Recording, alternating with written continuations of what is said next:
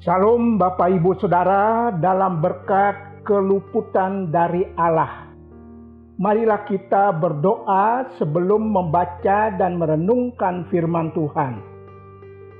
Ya Tuhan, kami memohon berkatilah firman-Mu yang akan kami baca dan renungkan. Kiranya Roh Kudus membuka hati dan pikiran kami untuk kami mengerti firman-Mu. Beri kami kekuatan untuk memegang dan melakukan firman Tuhan ini. Di dalam Tuhan Yesus kami berdoa. Amin. Bapak, Ibu, Saudara, firman Tuhan sudah tersedia. Marilah kita baca dan kita renungkan bersama firman Tuhan yang tertulis dalam kitab Keluaran 2 ayat 1 sampai ayat 10. Kita baca ayat 10 yang berkata demikian. Ketika anak itu telah besar, dibawanyalah kepada putri Firaun, yang mengangkatnya menjadi anaknya dan menamainya Musa, sebab katanya, karena aku telah menariknya dari air. Bapak Ibu Saudara dalam kasih Allah, sesungguhnya tidak sedikit ancaman yang terjadi dan mengancam kehidupan ini. Dari hal-hal yang sederhana sampai kepada ancaman maut, yaitu yang mematikan. Ambil saja contoh yang nyata yang terjadi saat ini, yaitu masih terpaparnya COVID-19 yang telah memakan korban ribuan orang meninggal dunia karena tak tertolong jiwa mereka. Ada berbagai kesulitan, pergumulan, kebutuhan, ketakutan yang dialami oleh banyak orang. Ada banyak instansi, rumah sakit yang menyerukan agar ikut terlibat dalam menyelamatkan banyak pasien positif COVID-19. Juga saudara kita yang sakit, baik yang dirawat di rumah sakit maupun yang karantina mandiri. Inilah saat yang strategis, saat yang tepat untuk mempraktekkan firman Tuhan ini, yaitu untuk menariknya dari air. Inilah tindakan meluputkan, menyelamatkan dari ancaman maut, dari ancaman kematian. Mungkin kita akan mengalami kebingungan mau meluputkan yang mana. Saking banyaknya membutuhkan keluputan. Pada prinsipnya, semua yang membutuhkan pertolongan perlu ditolong. Tetapi jika bicara prioritas, mari dengar firman Tuhan yang berkata, karena itu selama masih ada kesempatan bagi kita, marilah kita berbuat baik kepada semua orang, tetapi terutama kepada kawan-kawan seiman. Galatia 6 ayat 10 berkata seperti itu. Sebelum melakukannya kepada orang lain, kita perlu mempraktekkan dulu kepada saudara-saudara kita seiman. Tetapi apapun yang menjadi alasannya, jangan sampai terlambat melakukan tindakan meluputkan, menyelamatkan. Tindakan ini wajib kita lakukan sebagai orang percaya.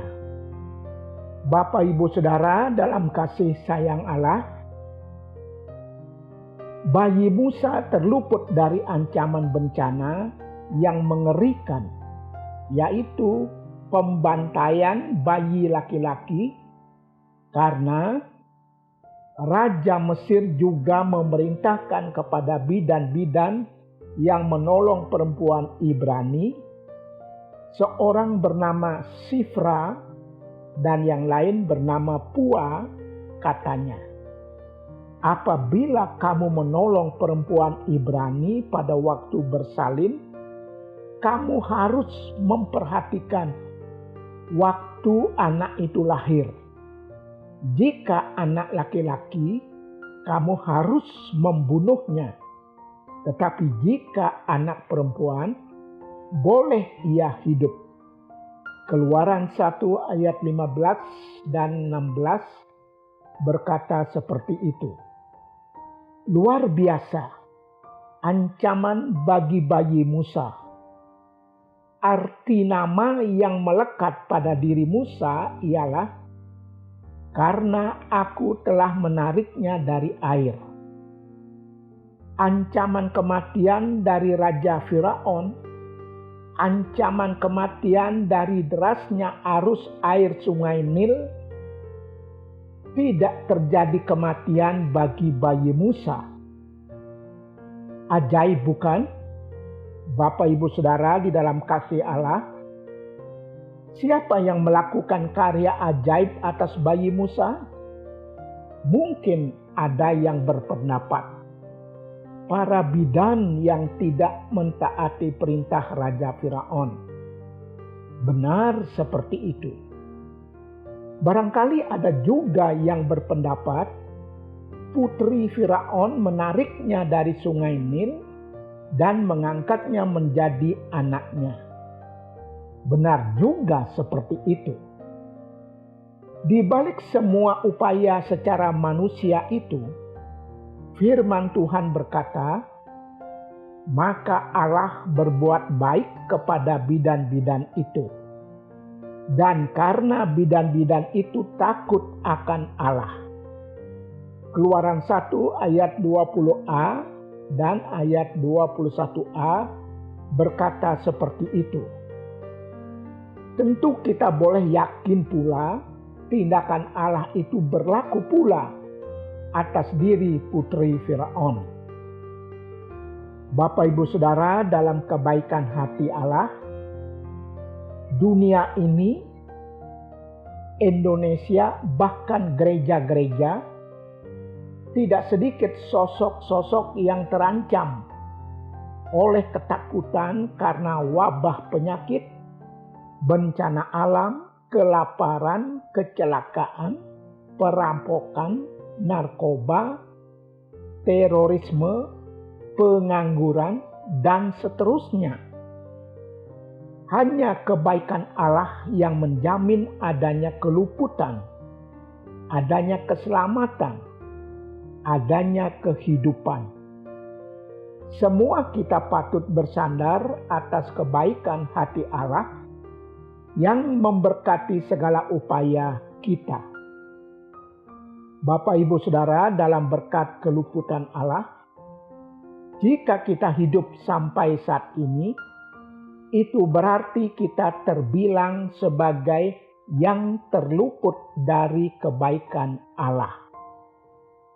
Betapa bersyukurnya kita. Mari cintai, hargai, bertanggung jawab atas hidup yang Allah karuniakan.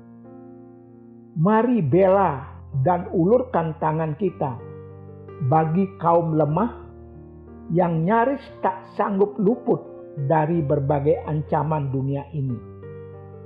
Kiranya melalui kehidupan kita, sesama kita mengalami kemurahan hati Allah, sehingga mereka memuliakan Allah. Seperti firman Tuhan berkata, demikianlah hendaknya terangmu bercahaya di depan orang, supaya mereka melihat perbuatanmu yang baik dan memuliakan Bapamu yang di surga. Matius 5 ayat 16 berkata seperti itu.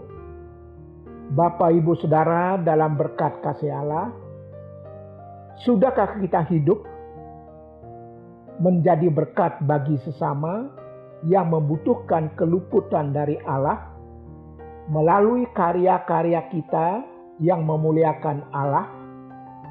Ataukah kita mampu dan memiliki kesempatan untuk melakukannya.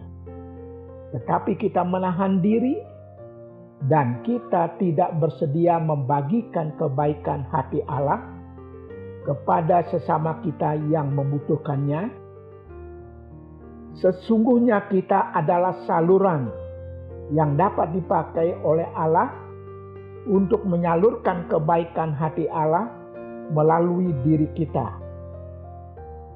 Biarlah dunia di sekitar diri kita melihat, menyaksikan, dan merasakan kehadiran karya agung Allah di dalam Yesus Kristus Tuhan, yang sanggup meluputkan jasmani dan rohani lewat kehadiran kita yang tidak menahan kebaikan hati Allah yang dapat kita lakukan. Terpujilah Tuhan. Amin. Marilah kita berdoa. Ya Allah, karuniakanlah kepada kami kemampuan untuk menyatakan kebaikan hati Allah bagi keluputan sesama kami, lebih-lebih kepada kawan-kawan seiman kami. Di dalam Tuhan Yesus kami berdoa. Amin.